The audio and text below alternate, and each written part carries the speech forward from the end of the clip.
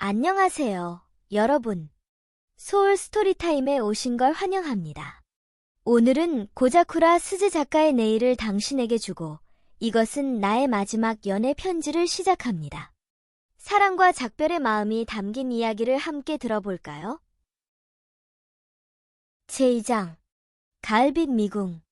쌀쌀한 가을바람이 불자 땅에 쌓인 낙엽이 둥실 떠올랐다. 복도에서 내려다 보이는 중정에는 빨간색과 연노란색 낙엽으로 카페투이 깔려 있고 구름 한 점 없는 하늘에는 빠져들 것 같은 푸른색이 한없이 넓게 펼쳐져 있다. 10월을 앞둔 오늘 나도 가을에 대비해 긴 소매 블레이저를 입었다.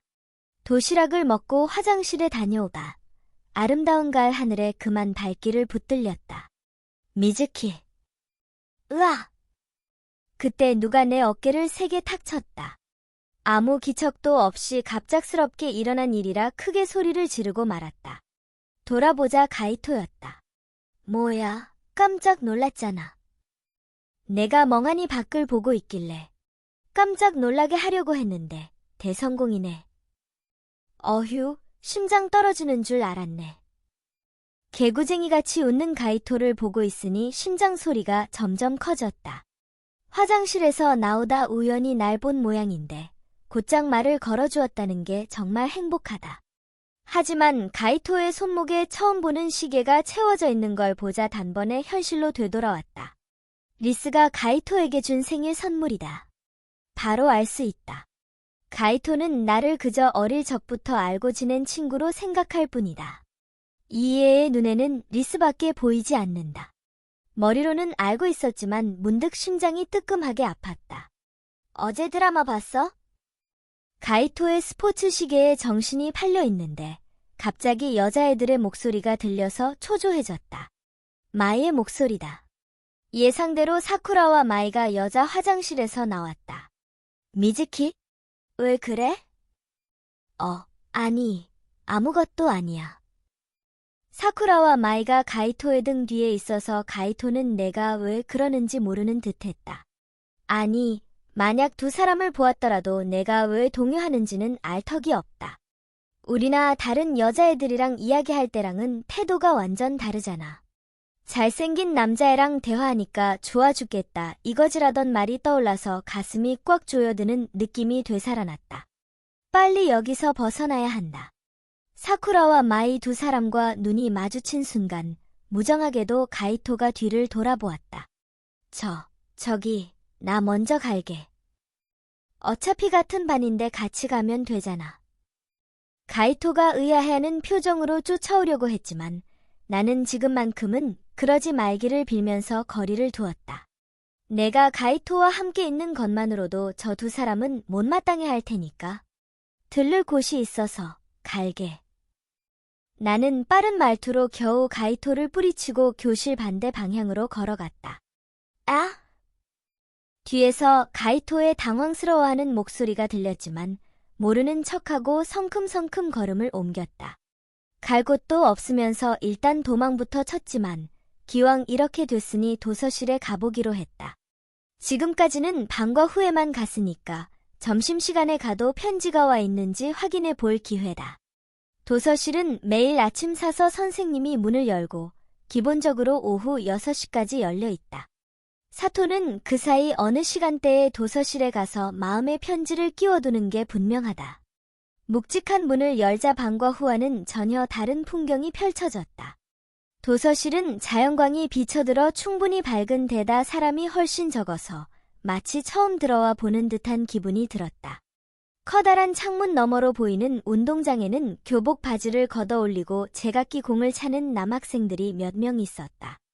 방과 후에 시끌벅적하게 동아리 활동을 하는 모습과는 달리 상쾌하게 맑은 날씨인데도 어쩐지 쓸쓸하게 느껴졌다. 마음이 꽂힌 서가 앞에 서서 책에 손을 뻗었다.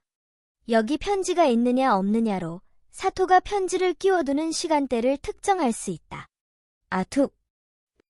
내가 책을 잡으려고 손을 뻗는 순간 어떤 손에 부딪혔다. 깜짝 놀라 숨이 턱 막혔다. 고개를 오른쪽으로 헥 돌리자 체격이 커다란 남학생이 서 있었다. 나는 여전히 정신이 없는 상태로 부딪힌 오른손을 왼손으로 감쌌다.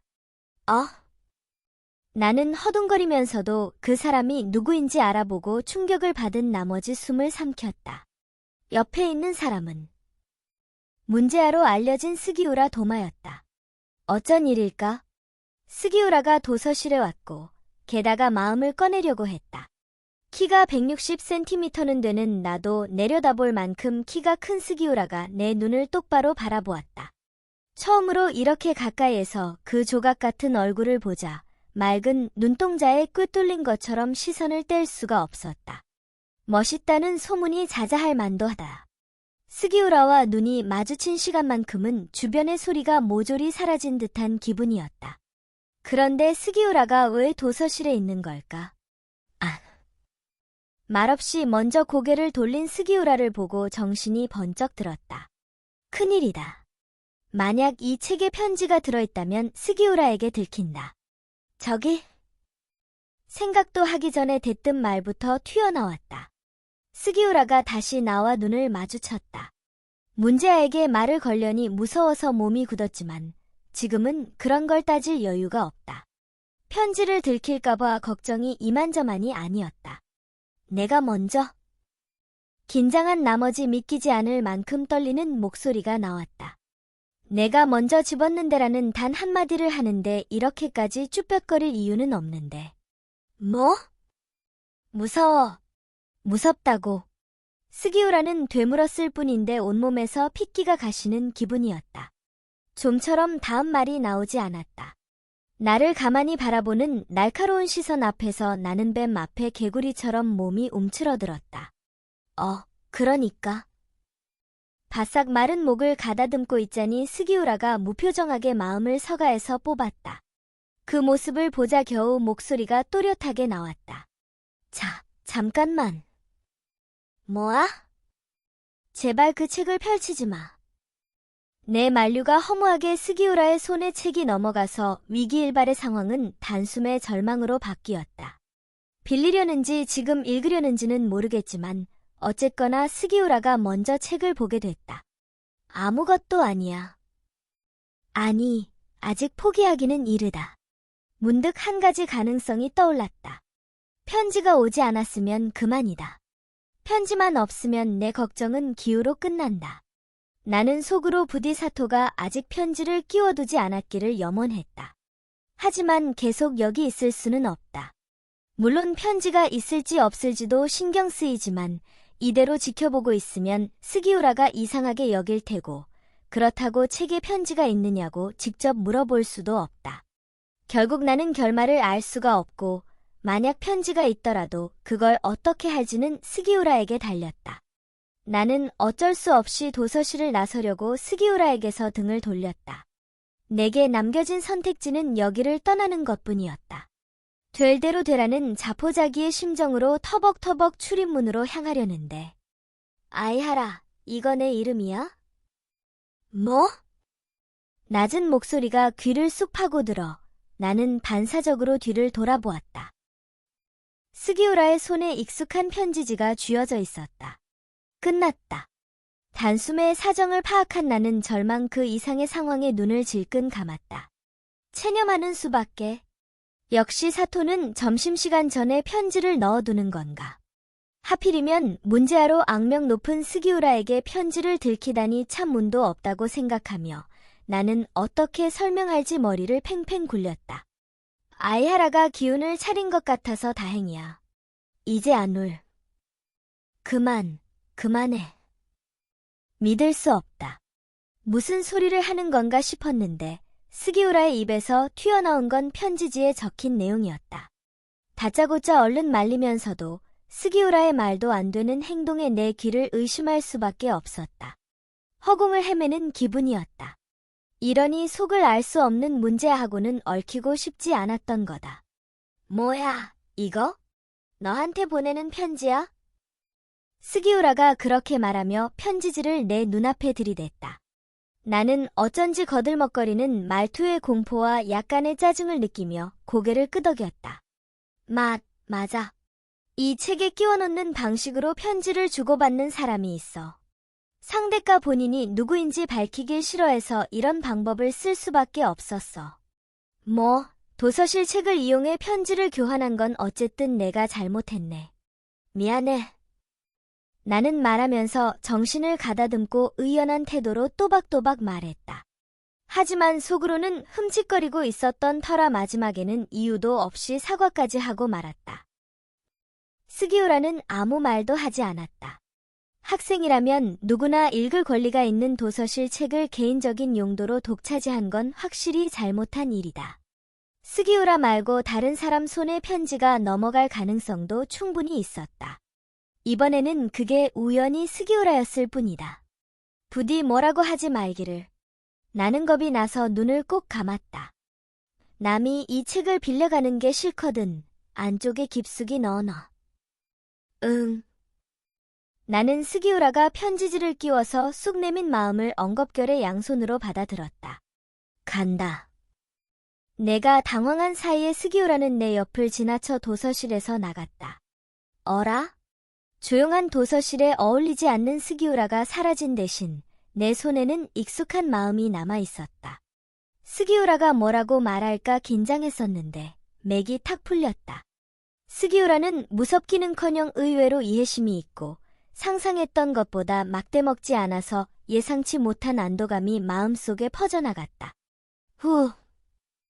가슴에 손을 대고 숨을 크게 내쉬었다. 스기우라는 왜 도서실에 와서 마음을 빌려가려고 한 걸까?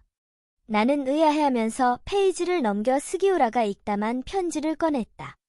아야라가 기운을 차린 것 같아서 다행이야. 이제 안 울어? 나는 먼저 번에 보낸 편지에다 사토에게 조언해줘서 고맙다고 적었다. 단 2줄뿐인 답장에서도 사토의 마음 씀씀이가 여실히 전해져 얼굴도 모르는 상대의 것만 가슴이 두근거렸다. 사토가 다정하게 말해줄 때마다 그의 정체가 더욱 궁금해진다. 그제야 나는 이제 안 울어? 라는 문구에 의구심이 들었다. 사토는 내가 울었다는 걸 어떻게 알았을까? 사쿠라와 마이가 내 험담을 하는 걸 듣고 눈물 흘리는 모습을 직접 봤다는 뜻일까?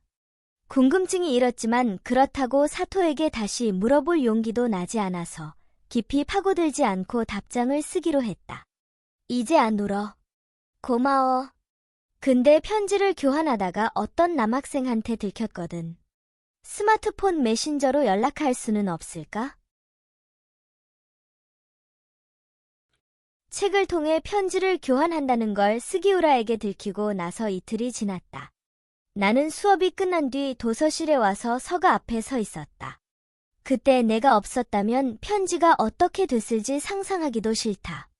하지만 어떤 의미에서는 외톨이 늑대 같은 스기우라에게 들켜서 차라리 다행인지도 모른다는 생각도 들었다. 다른 사람이었다면 분명 친구에게 떠벌렸을 것이다. 자기가 아는 사람이든 모르는 사람이든 요즘 같은 세상에 이처럼 별난 방법으로 편지를 교환하는 사람이 있다는 것 자체가 이야깃거리니까. 학교 도서실 책을 이용하면 정말 다른 사람이 읽을 수도 있겠네. 그런데 미안해. 나 스마트폰이 없거든. 만약 다른 사람에게 들키는 게 걱정된다면 그만두는 편이 좋을지도 모르겠다. 책에 들어있던 편지를 읽고 목구멍이 꽉 쥐어들었다. 사토는 이쯤에서 편지 교환을 그만둬도 괜찮다고 생각하는 것이다. 전에는 너와 이야기하고 싶고 너에 대해 좀 더 알고 싶어라고 했으면서 왜 이제 와서 이렇게 약한 모습을 보이는 걸까? 내게 흥미가 떨어졌다는 뜻일까? 평소에는 편지를 받자마자 창가 자리에 앉아 답장을 썼지만 오늘은 그 자리에 우두커니 서 있었다. 여기에 뭐라고 답하면 될까? 사토가 먼저 편지를 보내기는 했지만 본인은 정체를 밝히지 않고 스마트폰도 없다는데 나만 배려하는 건 불공평한 기분이었다. 가능하다면 사토가 누구인지 알고서 스마트폰으로 대화할 수 있으면 좋으련만. 사토가 내 제안을 대부분 단칼에 거절하니 풀이 죽을 수밖에 없었다. 그래도 나는 헉! 나도 모르게 외마디 신음이 새어나왔다. 우두커니 서 있는 내 옆에서 도서위원 남학생이 서가를 정리하고 있었다. 편지에 정신이 팔려서 사람이 온 줄도 모르고 있다가 무례하게도 제풀에 놀라고 말았다. 요전에 가이토는 날 일부러 놀래켰지만 도서위원은 그저 자기 할 일을 하고 있었을 뿐이라 머쓱했다. 그때 도서위원 남학생의 실내화에 적힌 이름이 문득 눈에 들어왔다. 그 두 글자에 심장이 요동쳤다. 실내화에는 사토라고 적혀 있었다. 온몸에 피가 마구 내달리고 단숨에 열이 올랐다. 사토. 나는 약간 감정이 북받친 채 그를 곁눈질했다. 서가를 바라보는 시선의 높이는 나와 크게 다르지 않고 굵은 뿔테 안경 너머로 보이는 눈매가 시원스럽다. 꾸미지 않은 헤어스타일과 아래 위가 꼭 맞물린 얇은 입술이 융통성 없어 보여 어쩐지 다가가기 힘든 인상이다. 실내화 앞부분이 녹색이니까 3학년이다. 어쩐지 낯익다 싶었는데 아무래도 지난번에 디저트 레시피 책을 빌렸을 때 대출 카운터를 담당했던 남학생인 모양이었다. 상냥한 구석이 없어서 인상이 좋지 않았던 그 사람. 사토, 아니 사토 선배라고 해야 할까? 사토 선배가 나와 편지를 교환하는 상대일까? 도서위원이라면 내가 마음을 읽는다는 걸 알고 있어도 이상할 것 없다. 오히려 도서실에 있는 시간이 많으니까 꽤 유력한 후보라고 할 수 있다. 바로 옆에 사토일지도 모르는 사람이 있다. 그렇게 생각하자 가슴이 울렁거리고 간질거렸다. 동시에 말을 걸어보고 싶다는, 어떤 사람인지 알고 싶다는 충동에 휩싸였다.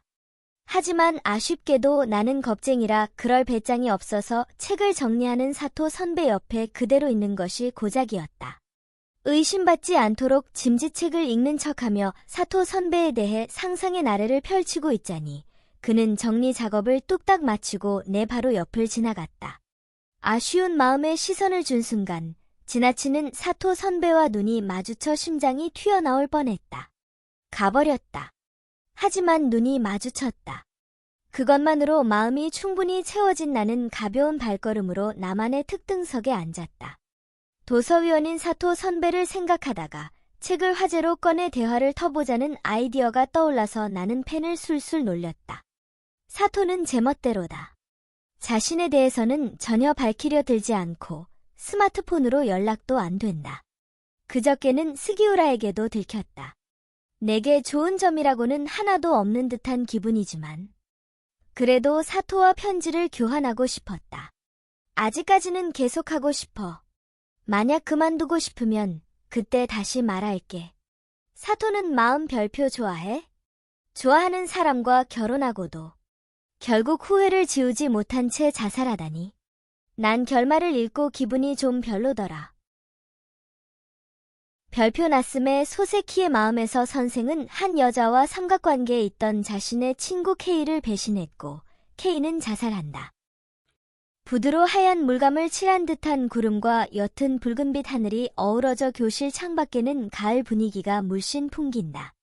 공기가 맑은 만큼 기온은 낮아져 피부에 닿는 바람이 차갑다. 옆에 있는 친구는 이렇게 맑고 서늘한 가을 날씨를 제쳐놓고 스마트폰을 보느라 정신이 없었다. 이거 예쁘다. 봐봐, 어때? 리스가 내게 들이댄 스마트폰 화면에는 요즘 여고생들 사이에서 화제인 립틴트의 사진이 떠 있었다. 끈적이지 않으며 가격도 저렴하다고 한창 광고하는 화장품이라 나도 잘 안다. 하지만 리스에게는 보송보송한 제형의 틴트보다 촉촉한 제형이 어울리지 않을까 어렴풋이 생각했다. 리스한테는 뭐 봐? 그때 집에 가려던 사쿠라와 마이가 우리 자리 앞에서 발걸음을 멈췄다. 교칙 위반이지만 들키지 않을 정도로 옅게 화장한 두 사람은 화장품에 관심이 많아서인지 흥미진진한 표정으로 다가왔다. 이거 캔디밀키의 립 틴트잖아. 나 이거 있어. 나는 리스의 스마트폰을 들여다보며 열을 올리는 두 사람에게서 고개를 돌리고 가방에 교과서를 넣었다. 미즈키짱한테도 잘 어울릴 거야. 사쿠라가 말했다. 갑자기 내 이름이 튀어나와서 눈이 휘둥그레졌다. 왜 갑자기 내 이야기로 화제를 돌리는 건지 의아했지만 두 사람이 얼굴에 띈 미소를 보자 어쩐지 이해가 갔다. 여자는 인간관계에 몹시 뛰어난 생물이다. 거북한 상대가 있어도 직접 드러내지 않고 뒤에서만 입방아를 찢는다. 게다가 학교에서 미모로는 둘째가라면 서러운 여자애를 곁에 두고 있으니 그 애의 호감을 얻기 위해서라도 내게 곰살궂게 대하는 것이 당연하다. 가이토의 생일 선물에 대해 이야기할 때도 나한테까지 말을 걸었던 기억이 났다. 그래? 응, 색깔도 엄청 다양해. 그럼 다음에 나도 한번 살펴볼게. 리스와 함께 있다는 이유만으로 아무렇지도 않게 가식을 두르는 두 사람이 실망스럽다.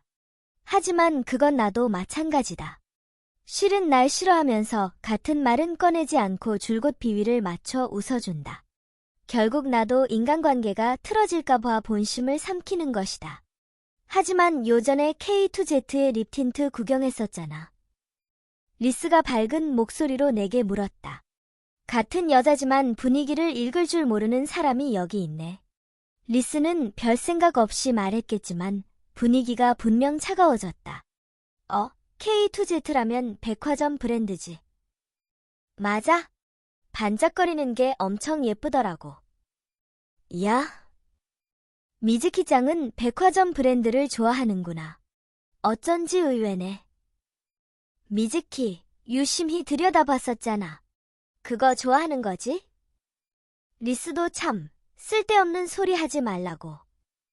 머릿속에서 비상벨이 울리고 식은땀이 솟았다.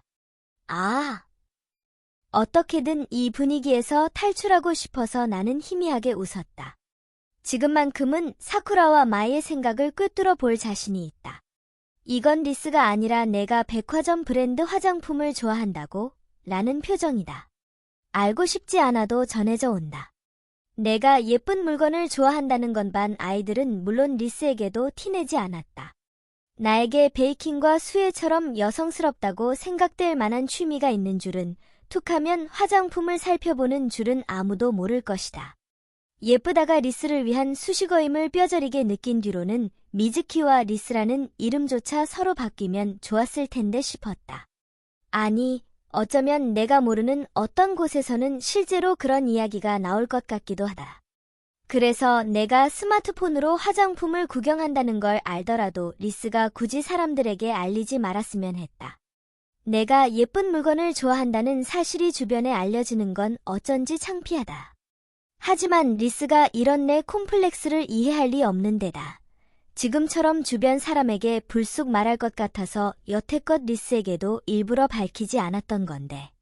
나, 이만 갈게. 자리에서 일어서자 의자 다리가 바닥에 끌리며 드르륵 하고 큰 소리가 났다. 가려고? 응, 좀 급한 볼일이 있어서. 미안. 나는 사쿠라와 마이의 시선을 견디다 못해 교실을 뛰쳐나오고 말았다. 리스는 분위기를 섬세하게 읽지 못하고 타인이 신경 쓰는 부분을 악의 없이 건드리니까 그게 무섭다. 내가 열등감을 품고 있다는 것조차 모른 채 흙발로 짓밟는다. 모든 것을 타고난 사람은 그렇지 않은 사람의 마음을 절대로 이해하지 못한다. 내가 리스만큼 예쁘고 인기가 많았다면 분명 이것도 저것도 좋아한다고 당당히 말할 수 있었을 텐데. 선망과 질투를 느끼며 내 발은 자연스레 도서실로 향했다.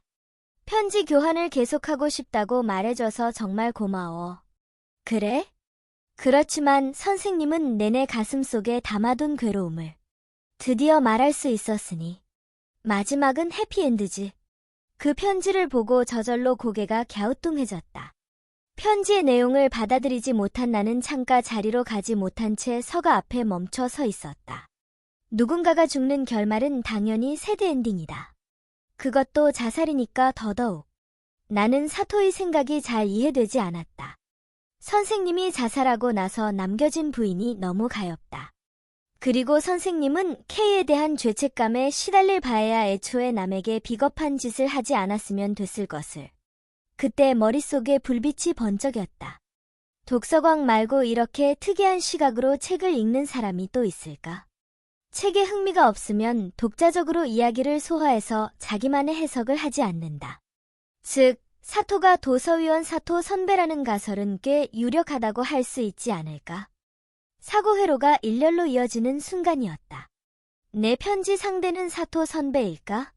나는 쥐고 있던 편지에서 시선을 떼어 대출 카운터를 바라보았다. 하지만 사토 선배는 없고 몇 번 본 적 있는 여학생이 책을 읽고 있었다. 그도 그럴 것이 도서실 대출 카운터는 도서위원이 당번제로 담당하므로 매일 똑같은 사람이 있지는 않는다. 게다가 당번은 주마다 교대하는 것이 아니기에 사토 선배가 다음에 또 언제 대출 카운터를 담당할지 도서위원이 아닌 나로서는 알 턱이 없다. 다음번에 그 다음번이 언제 찾아올지는 모르지만 사토 선배가 도서실에 있을 때 탐색해보는 수밖에 없다. 문제는 탐색법이다. 그냥 관찰만 해서는 아무것도 발견할 수 없다. 사토 선배가 마음에 편지를 끼우는 결정적인 순간을 내 눈으로 확인한다면 확실하겠지만 지금까지 몇 번이나 편지를 교환하면서 사토와 마주치지 않은 걸 고려하면 확률은 몹시 낮겠지. 그렇다면 역시 사토 선배에게 직접 말을 걸어보아야 한다. 그런데 그렇게나 딱딱하고 융통성 없어 보이는 사람에게 어떻게 말을 걸면 좋을까? 내가 리스처럼 예뻤다면 어떻게 말을 걸어도 좋은 인상을 받겠지. 외모가 빼어나면 정말이지 어디서나 유리하다는 걸 절실하게 느낀다. 일단 첫인상에서 의심을 사면 끝이니까 신중하게 말을 걸어야겠다 싶었다. 거기 좀 비켜줄래요? 머리를 팽팽 돌리고 있는데 갑자기 나지막하고 퉁명스러운 목소리가 귀에 들려왔다. 죄송합니다. 바로 사과하고 물러났을 때 눈에 들어온 건 사토 선배였다. 그는 마음이 꽂혀있는 칸에 있던 다른 책을 뽑았다. 방금까지 의심하고 있던 사람이 옆에 있다는 사실에 너무 놀라서 목소리가 나오지 않았다. 아, 사토 선배잖아. 뽑은 책을 펄럭펄럭 넘기며 확인하는 사토 선배의 옆얼굴을 보자 불이라도 지핀 것처럼 얼굴이 화끈거렸다. 대출 카운터 당번도 아닌 날인데 도서실에는 왜 왔을까? 책을 좋아해서인가? 아니면 편지가 신경 쓰였나? 설마 오늘 마주칠 줄이야. 저기요. 의도치 않게 목소리가 튀어나왔다.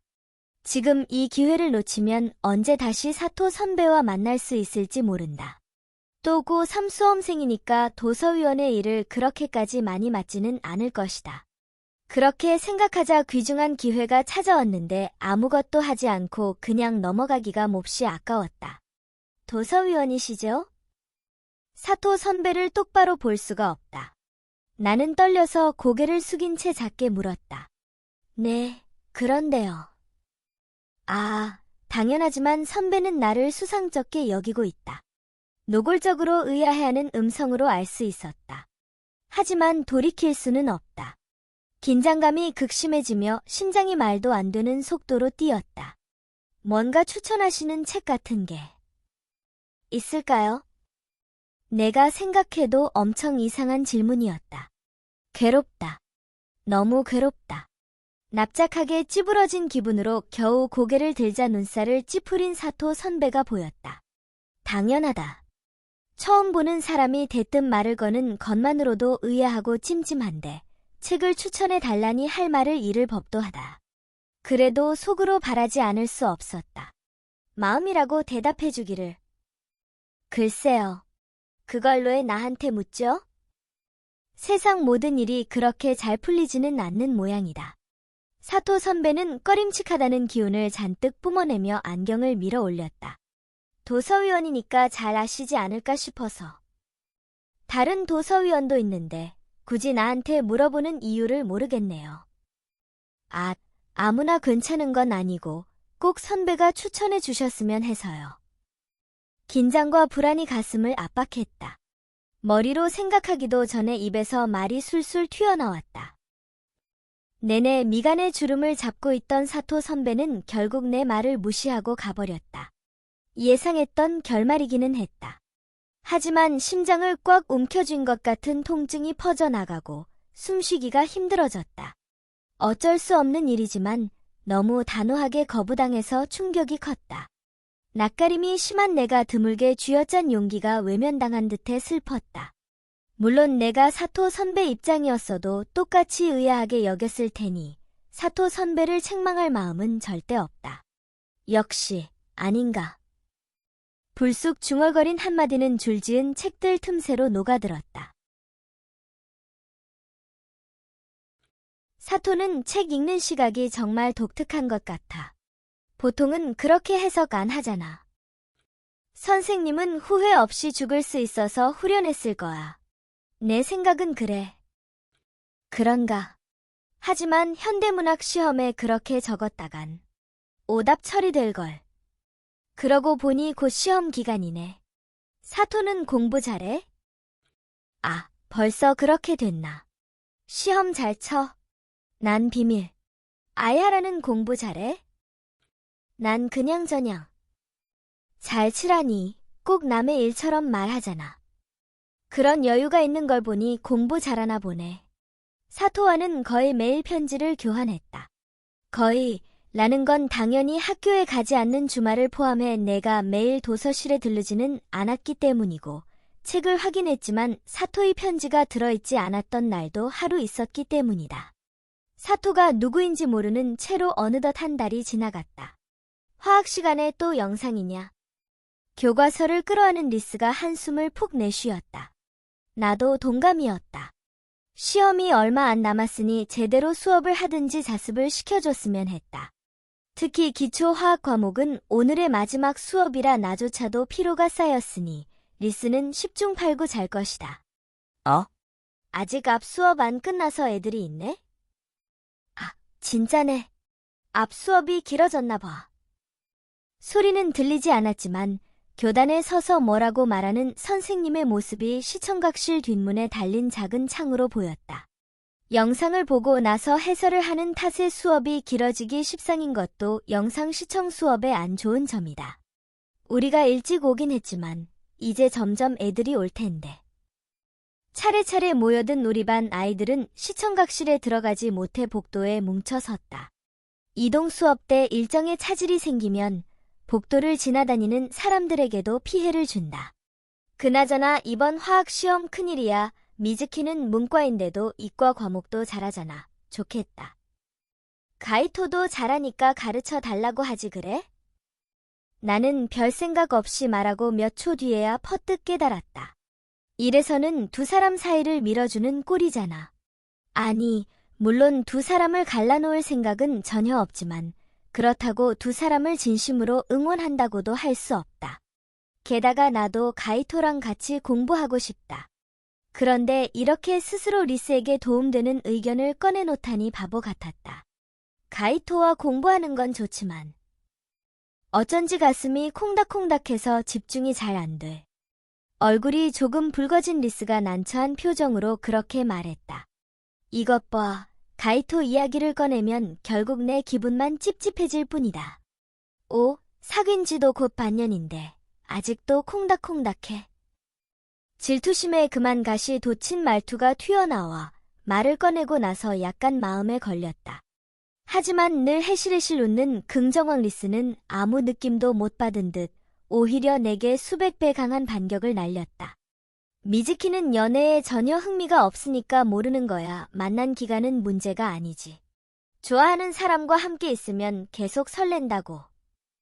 내가 연애에 흥미가 없다고? 리스가 해맑은 표정으로 가볍게 던진 말이 내 마음을 후벼 팠다. 표정이 일그러지지 않도록 어떻게든 다잡고 있자니 리스는 화사하게 웃는 얼굴로 말을 이었다. 미즈키는 어른스럽고 뭐든 잘하니까 마음만 먹으면 남자친구를 금방 만들 수 있을 텐데 정말 아까워. 사랑한다는 게 얼마나 멋진 일인지 빨리 알면 좋겠다. 이런 걸 두고 오지랖이라고 하는 거겠지? 어릴 적부터 가이토를 향해 키워온 내 마음도 모르면서 잘도 그런 소리를 하네. 연애에 흥미가 없는 척하는 건 리스를 위해서인데 연애가 멋지다고 생각할 수 없게 된 건 리스 때문인데. 알아.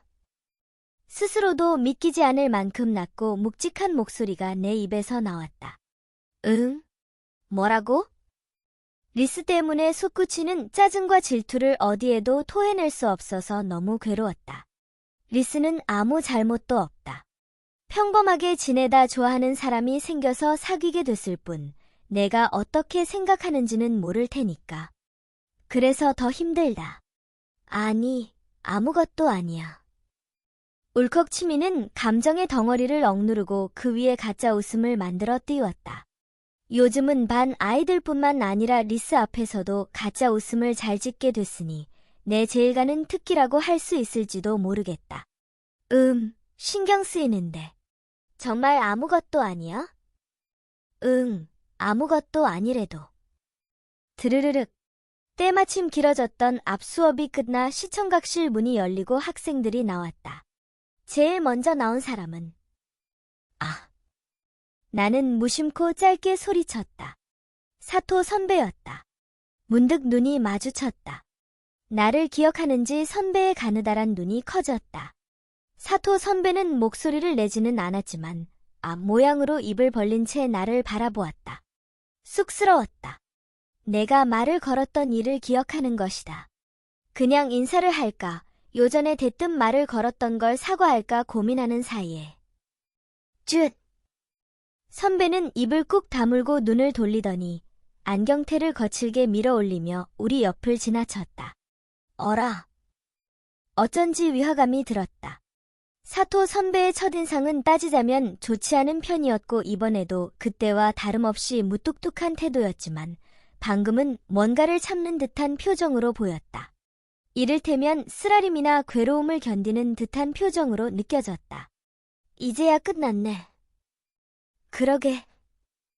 위화감의 정체를 생각하느라 건성으로 대답한 나를 놔두고 리스는 먼저 시청각실로 들어갔다. 하지만 그 위화감의 정체는 뜻밖에도 금세 드러났다. 사토 선배네 반 학생들이 대부분 시청각실에서 나가고 남학생 넷이 마지막으로 남았을 때였다. 이번 수업 진짜 재미있었다. 야, 심했잖아. 공부충 도서위원 울겠다. 공부충 도서위원? 남학생 한 명이 내뱉은 단어가 마음에 걸렸다. 그러는 너도 신나게 부추기지 않았냐?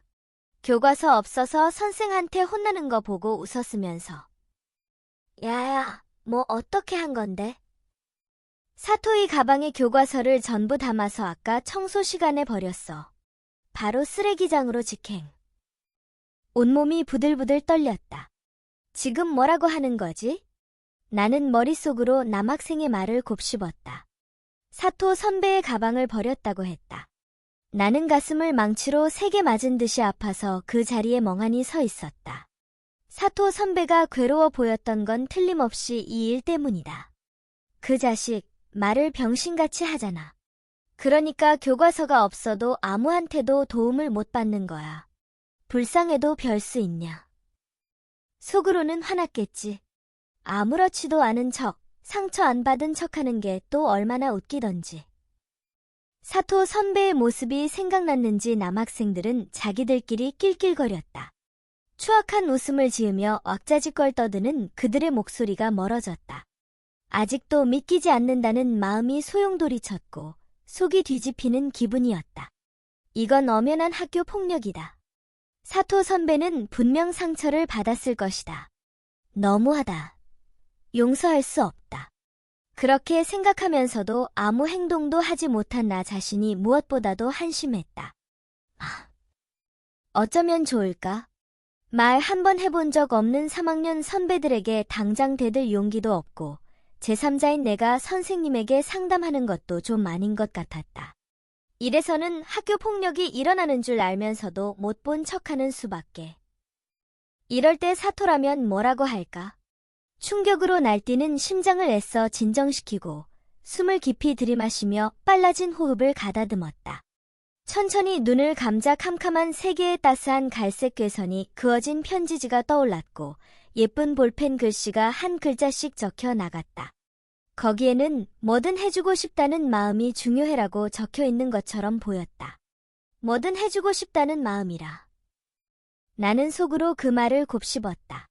사토와 편지를 계속 교환하다 보니 편지를 받지 않고서도 조언을 구하면 어떤 답장이 올지 자연스레 상상할 수 있게 됐다. 내가 만들어낸 환상 속에서도 사토의 말은 실제와 다름없이 내 마음에 똑바로 와닿았다. 미즈키 왜 그래? 안 들어와? 내가 없는 걸 알고 리스가 어리둥절한 표정으로 되돌아왔지만 나는 여전히 미동도 하지 않았다. 이대로 수업을 듣고 아무 일도 없었던 걸로 하기에는. 미즈키? 리스. 미안해. 나 어디 좀 가봐야겠어. 나는 뭔가에 자극받은 것처럼 고개를 들고 가지고 있던 교과서를 리스에게 떠맡겼다. 뭐? 자, 잠깐만. 미안. 선생님한테는 양호실에 갔다고 말해줘. 당황한 리스에게 서둘러 사과하고 왔던 길을 뛰어서 돌아가자 기분이 훨씬 가벼워졌다. 옳은 선택인지는 모르겠다. 하지만 수업 시작 종이 들렸으니 어차피 돌이킬 수 없다는 생각으로 무작정 달렸다. 사토 선배에게 푸대접을 받았으면서 왜 수업을 내팽개치면서까지 선배를 위한 일을 하려는지 스스로 생각해도 의문이다. 무시해도 상관없는데, 내가 나설 필요는 없는데. 나와 무관한 일이라는 걸 알면서도 밀려오는 힘의 등을 떠밀리고 말았다. 헉. 나는 사토 선배도 선배를 괴롭힌 남학생들도 찾아가지 않고 쓰레기장으로 향했다. 실내화를 단화로 갈아 신고 본관 뒤에 있는 쓰레기장으로 열심히 달렸다. 우리 학교는 6교시 끝난 뒤가 청소 시간이고 오늘은 청소 후에 7교시 수업이 있다. 만약 6교시까지만 수업하는 날이었다면 수업을 땡땡이 치는 불량한 짓을 하지 않아도 됐을 테지만 사토 선배가 상처받는 건 오늘이든 내일이든 마찬가지다. 각 교실에서 가져다 놓은 펑퍼짐한 쓰레기 봉지가 아무렇게나 놓여있는 쓰레기장에서는 악취가 진동했다. 나는 코를 틀어막고 싶은 충동에 휩싸이면서도 제일 위에 있는 반투명한 쓰레기 봉지를 풀었다. 이상한 냄새가 강하게 풍겨서 나도 모르게 인상을 찡그렸다. 하다못해 깨끗한 쓰레기 봉지라면 그나마 나았을 텐데. 불평하면서도 어느 봉지에 사토 선배의 가방이 들어있을지 모르니 닥치는 대로 풀어봐야 했다. 아야? 잠시 후 쓰레기 봉지를 뚫고 나온 나무젓가락에 왼쪽 손등을 긁히고 말았다. 가느다랗게 베인 상처에서 바로 피가 쭈르르 흘러서 땅에 떨어졌다. 나는 그 상처를 보고 고개를 푹 떨구며 가방 찾기를 멈췄다. 더럽고 냄새 나는 데다 쓰레기도 많지. 다치기까지 했다. 솔직히 내가 수업을 땡땡이 치면서까지 해야 할 일인가. 새삼 그런 생각이 들었다. 그때였다. 있다. 헐거워진 쓰레기 봉지의 아가리 사이로 커다란 물체가 보였다. 얼른 꺼내어 보자 먼지투성이었지만 분명 검은색 책가방이었다. 다행히 찾아냈다. 나는 안도하며 가방에 묻은 먼지를 툭툭 털고 지퍼를 열어 교과서와 노트를 확인했다. 안에 든 물건들도 무사한 듯하다. 교과서와 노트를 도로 가방에 넣다가 뒷표지 밑부분에 적힌 이름이 문득 눈에 들어왔다. 사토 료스케. 이것이 그의 사토 선배의 이름이다. 자, 이걸 어떻게 한담? 사토 선배에게 직접 가져다 줄까? 분실물 상자에 넣을까? 크기로 보아 들어가지도 않겠지만 또는 다른 방법을 쓸까? 고민 끝에 내가 선택한 것은 가장 불확실하고 특이한 방법이었다. 으차. 소리가 나지 않도록 조심스럽게 문을 열자 높고 중후한 서가가 쭉 늘어선 모습이 보였다. 한가운데에는 아무도 앉지 않은 의자와 테이블이 있고 벽시계의 초침 소리만 울려 퍼졌다. 그렇다. 사토 선배가 오늘 방과 후에 도서실에 오기를 기다리기로 한 것이다. 물론 오늘 오지 않을 수도 있고 실은 그 가능성이 더 높지만 그래도 오는 쪽에 기대를 걸어보기로 했다. 이제 와서 수업을 들으러 갈 수도 없으므로 7교시가 끝나기를 기다릴 곳도 필요했다. 사서 선생님은 연세가 지긋해서 주변 소리가 잘 들리지 않을 테니 선생님이 있더라도 도서실이라면 들키지 않고 들어갈 수 있지 않을까 예상했다. 그 예상은 멋지게 적중해 나는 수업 시간에 도서실에 잠입하는 데 성공했다. 이제 만약을 대비해 도서실 제일 구석진 자리에 몸을 숨기면 수업이 끝날 때까지 남은 30분을 버틸 수 있으리라. 내가 서가 모퉁이를 돌려던 순간이었다. 아이하라? 갑자기 속삭이는 목소리가 들렸다. 나는 말도 안 되게 놀라서 입만 뻥긋거렸다. 심장이 멎는 줄 알았다. 다행인 건 깜짝 놀라는 수준을 아득히 초월하는 바람에 목소리가 나오지 않았다는 것이다. 바닥에 앉아있던 사람은 스기우라였다. 스기우라.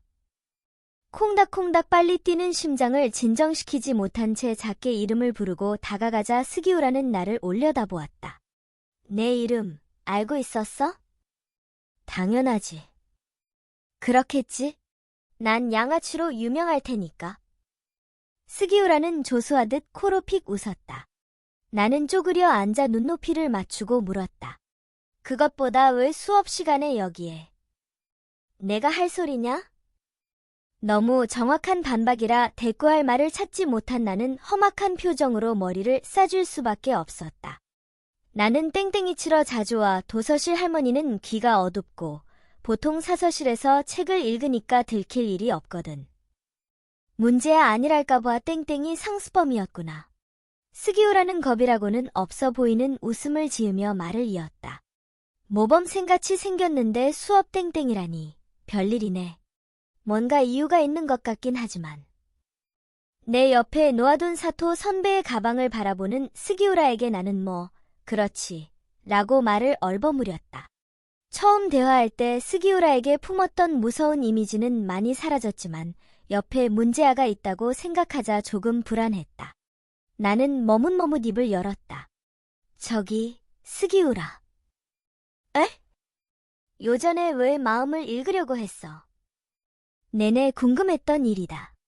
내가 누군가와 편지 교환을 한다는 건 몰랐던 것 같지만 이유도 없이 마음을 꺼내지는 않았을 테니 사토와 뭔가 접점이 있는 것은 아닐까 억측을 해봤다. 지난번 시험 보충 학습 때문에 현대문학 교과서를 잃어버렸는데 도서실에 있다길래 빌리려고. 뭐야? 하지만 스기우라의 대답은 사토와 전혀 무관했다. 나는 어깨를 축 늘어뜨렸다. 스기우라와 관련 있을 리가 없지. 기대한 게 잘못이었다. 그런데 편지 상대가 누구인지는 알아냈냐? 아니, 아직. 알고 싶지만 솔직히 어떻게 찾아내면 좋을지조차 모르겠어. 몰라서 좋은 것도 있잖아. 응? 시선을 앞에 고정한 채 말하는 스기우라를 보자 햇빛을 받아 가장자리가 금색으로 빛나는 머리를 극적거리고 있었다. 그게 무슨... 졸려서 좀 자야겠다. 내 말이 끝나기도 전에 스기우라는 눈을 감고 서가의 몸을 기댔다. 몰라서 좋은 것도 있더라. 일리 있는 말이다. 사토가 누구인지 알면 반드시 관계의 변화가 생긴다. 좋은 변화일 수도 있고 나쁜 변화일 수도 있다. 지금처럼 무엇이든 상담할 수는 없어진다거나 거리낌이 생기는 등 결코 좋지만은 않은 변화도 분명 있을 것이다. 하지만 알고 싶은 걸. 잠들어 버린 스기우라의 옆에서 난 혼자 중얼거렸다. 딩동댕동. 드디어 종이 울렸다. 수십 분간 나는 꿋꿋이 앉아서 잠을 자는 스기우라 옆에서 멍하니 생각에 잠겨있거나 아무 생각도 하지 않으며 희한한 시간을 보냈다. 가능하면 마음에 사토의 답장이 끼워져 있는지 확인하고 싶었지만 공교롭게도 그 책이 도서실 출입문에서 가까운 서가에 있어서 사서 선생님에게 들킬까봐 단념했다. 수업을 땡땡이 치는 건 불성실한 짓이지만 이렇듯 고즈넉한 세계에 있으니 참 편안해서 불성실하게 사는 것도 의외로 나쁘지 않구나 하는 생각이 들었다. 이래선 안 되는데 이만 가야겠다. 아, 끼어 있었네. 7교시 수업이 끝나면 도서실에 학생들이 온다. 스기우라는 무거워 보이는 몸을 꾸물꾸물 움직이며 일어섰다. 열심히 해봐, 탐정. 스기우라가 내 머리에 가볍게 손을 얹더니 몸을 돌렸다. 떠나가는 그 뒷모습을 바라보는데 얇은 종이 같은 것이 내 시야에 떨어졌다. 뭘까? 교복 치마에 팔랑팔랑 내려앉은 것을 주워서 확인해보니 그것은 작은 반창고였다. 스기우라. 싫은 겉보기나 소문과는 달리 그렇게까지 나쁜 애는 아닌 걸까? 내가 손등을 다친 걸 알아차리고 내 머리에 반창고를 올려놓고 간 것이다. 가슴에 따스한 기운이 퍼져나가는 것 같아 눈살을 가볍게 찌푸리며 반창고의 테이프를 벗기고는 손등의 상처에 붙였다. 잘 붙였다고 만족하고 있을 때 아하고 나지막한 목소리가 위에서 들렸다. 별 생각 없이 고개를 들자 사토 선배가 있었다. 사토 료스케 선배. 즉시 이름을 불렀지만 선배는 무시하고 고개를 획 돌렸다. 서가 사이를 되돌아가려는 선배를 붙잡고 싶어서 나도 모르게 선배의 바지 자락을 꽉 움켜쥐었다. 어이, 왜 이래요? 깜짝 놀라 돌아본 사토 선배는 나를 내려다보다가 내 옆에 가방이 있다는 걸 알아차린 모양이었다. 나는 사토 선배가 복잡해 보이는 표정을 짓는 순간을 놓치지 않았다. 이거 선배 가방. 쓸데없는 짓 하지 마. 냉정하고 침착한 선배가 웬일로 언성을 높였다. 그것도 도서실에서. 다행히 아직까지는 학생들이 많지 않아서 이목이 집중되지는 않았지만 선배의 고함 소리에 나는 어깨를 움찔하고 말았다. 사토 선배는 안경을 쑥 밀어 올리고 몇 번 헛기침을 한 뒤 내게 날카로운 눈빛을 던졌다. 어차피 너도 재미삼아 나한테 말이나 걸어본 거겠지. 굳이 가방을 찾아오다니 내가 얼마나 비참한 꼴을 당했는지 되새겨 주기라도 하겠다는 거야? 아니에요. 선배 분위기가 이상해서. 뭐라도 해주고 싶어서. 사토 선배의 안경 너머로 보이는 눈이 워낙 싸늘해서 나는 도중에 목소리가 기어들어갔다. 선배는 학교 폭력 때문에 사람을 있는 그대로 받아들일 수 없어졌고 자신에게 다가오는 사람들을 거부함으로써 또 학교 폭력의 표적이 되고 많은 악순환에 빠진 것이다. 그 악순환을 어떻게든 끊어주고 싶었지만 선배의 친구이기는커녕 오히려 경계 대상인 나로서는 도저히 무리일 듯했다. 선배의 기분이 상했다면 죄송해요. 가방만이라도 받아주세요. 나는 한층 작아진 목소리로 말했다. 일어서서 가방을 사토 선배 앞에 내밀었다. 내 행동은 외려 역효과만 내고 말았다. 보답을 바란 건 아니니까 어쩔 수 없는 일이라고 받아들이는 수밖에.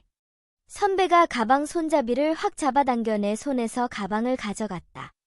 그와 동시에 내가 선배 앞에서 물러나려고 고개를 숙이며 한 발짝 내디뎠을 때였다. 그거 나 때문에 다친 건가요? 사토 선배가 퉁명스럽게 물었다. 나와 눈을 맞추지 않기 위해서인지 앞쪽 창문 너머 먼 곳을 보고 있었다. 나는 무심코 다친 왼손을 오른손으로 가리고 쓴웃음을 지었다. 이거. 가방을 찾다가 제가 조심성이 없어서. 어휴. 아무 상관도 없는 사람 때문에 터무니없는 짓을 하다니 믿기지가 않네. 어이없다는 듯 말하는 사토 선배의 목소리가 왠지 조금 부드러워진 것처럼 느껴졌다. 아마도 사토 선배는 타인의 친절에 익숙지 않아서 지금뿐만 아니라 여태까지도 친절한 행동을 순순히 받아들이지 못했던 게 아닐까 싶었다. 가방을 꽉 움켜쥐며 고마까지만 말하며 갈등하는 게 보였다. 결국 끝까지 감사 인사를 받지는 못했지만 인사받기 위한 행동은 아니었으니까 딱히 상관없다.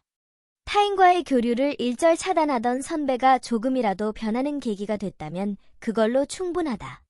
사토 선배. 나는 눈을 가늘게 뜨고 이름을 불렀다. 나스메 소세키의 마음 결말, 어떻게 생각하세요? 지금 물어보지 않으면 안 될 것 같다는 생각이 들자 의도치 않게 질문이 나왔다. 갑작스러운 질문에 사토 선배는 잠깐 몇 초 뜸을 들이다 입을 열었다. 불쾌할 만큼 최악이라고 생각해요. 아무리 괴로워도 선생님은 꼭 살아남아야 했어요. 어째서요? 선생님이 죽으면 부인이 분명 슬퍼할 테니까요. K의 죽음이 선생님을 괴롭게 만들었듯이요. 말하자면 마음의 주인공은 자기 자신만 생각하고 죽음을 선택한 거예요. 이해가 될 것 같으면서도 되지 않았다. 자살할 정도로 고통스럽고 슬프다면 자신의 감정만으로 머릿속이 가득 차는 게 당연하지 않을까. 나라면 정말 힘들 때야말로 주변에 눈을 돌릴 겁니다. 죽음을 선택하면 안 될 이유가 주변에 분명 있을 테니까요. 그건 사람일 수도 있고 물건일 수도 있겠지요. 소중한 존재가 있다는 걸 깨달으면 분명 그걸 위해 살아가고 싶다는 생각이 들 거예요. 나는 이 사람은 사토가 아니라고 확신했다. 사토는 아니지만 아주 멋진 사람이구나. 날개가 돋아서 당장이라도 날아오르려는 새 같았다. 사토 선배는 그렇게 찌질하고 시시한 괴롭힘에 지지 않을 것이다. 마음속에 단단한 신념을 품고 주변 사람들을 위해 계속 살아가려 하는 사람이니까.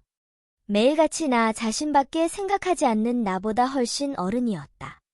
차라투스트라는 이렇게 말했다요. 네?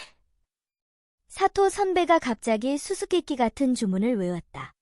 선배의 말을 곱씹고 있던 나는 입을 딱 벌렸다. 추천도서 말이에요. 차라투스트라는 이렇게 말했다. 맞다. 그러고 보니 사토 선배에게 처음으로 말을 걸었을 때 나는 책을 추천해 달라고 했었다. 차라투스트랴. 풋. 사토 선배가 입에 주먹을 대고 웃기다는 듯이 눈꼬리를 내렸다. 아, 웃었다. 이 사람, 계속 웃고 다니면 좋을 텐데. 웃는 얼굴을 보자 그런 생각이 들었다. 하지만 그 희귀한 표정은 한순간에 사라지고 사토 선배는 헛기침과 함께 원래의 진지한 표정으로 돌아갔다. 그럼 이만. 아, 네. 고개를 꾸벅 숙이고 걸음을 옮기는 선배에게 나도 가볍게 인사를 건네고 반대쪽으로 향했다. 사토 류스케 선배는 나와 편지를 교환하는 사토가 아니다. 그래도 그를 알게 돼서 다행이다. 나와 사토 선배의 만남은 결코 무의미하지 않았다고 떳떳하게 말할 수 있다. 출입문 쪽 서가 앞에 서서 마음을 꺼냈다. 이 책에 대한 사토 선배의 해석은 굳세고 올곧고 훌륭하다. 그에 비해 내 해석은 아직 일반적이고 어두운 수준까지밖에 나아가지 못했고, 사토는 보통의 시각으로는 좀처럼 이해하기 힘든 이질적인 해석을 내놓았다. 누구일까? 이 책을 별난 시각으로 읽은 그 사람은. 페이지를 넘기자 예상대로 편지가 들어있었다. 편지를 읽자 지금까지보다 더 크게 마음이 일렁였고 금세 애절한 마음이 밀려왔다. 아이하라를 만나고 싶어. 소울 스토리타임을 시청해주셔서 감사합니다. 오늘의 이야기가 마음에 드셨다면 좋아요와 구독을 눌러주세요. 매주 화요일, 수요일, 금요일, 일요일에 새로운 이야기로 찾아뵙겠습니다. 다음 이야기까지 행복한 시간 보내세요. 그럼 안녕.